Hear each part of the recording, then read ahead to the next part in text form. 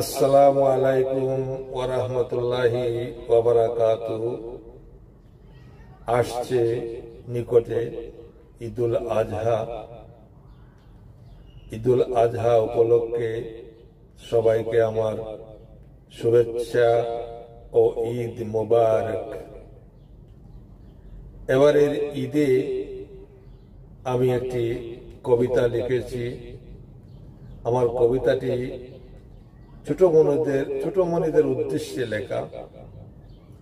আমার কবিতাটির নাম ছোট মনিদের ঈদ। আমার এই কবিতাটি ছোট মনিদের উদ্দেশ্যে নিবেদন করতে চাই। আসুন তাহলে শুনে নেই। নামাজি পড়ব ঈদ ময়দানে, দিদা সংকোচহীন, হাসি রব খুশি রব, আসছে ঈদের দিন। নামাজি পড়ব ঈদ ময়দানে, দিদা সংকোচহীন, হাসি রব খুশি রব, আসছে ঈদের দিন।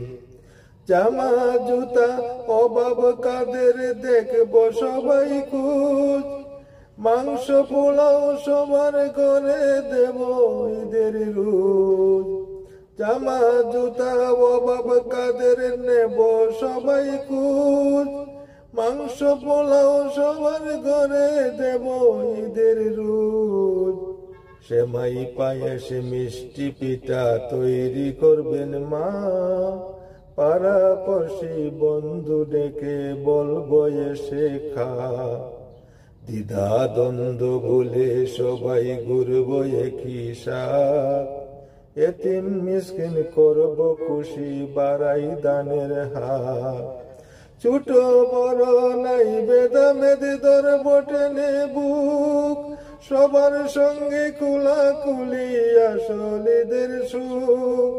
ভাইয়ের সাথে ভাই ঘুরাবো, বোনের সাথে বোন, আমার লেখায় তোদের কথা কাব্য পাঠে শোন। যাহাই পাবে জামা কাপড় থাকবে ঘরে খুশ, অপারগে পিতা মাতার নাহি ধরবে দোষ। মনে রেখো সবুর গারে আল্লাহ খুশি হন, পশু নহে আল্লাহ দেখেন ত্যাগের সঠিক মন। করিস না রে ঝগড়া ঝাঁটি ঈদের দিবস ভর, পিতা মাতা গরুজনকে কদম বসি কর। করিস না রে ঝগড়া ঝাঁটি ঈদের দিবস ভর, পিতা মাতা গরুজনকে কদম বসি কর।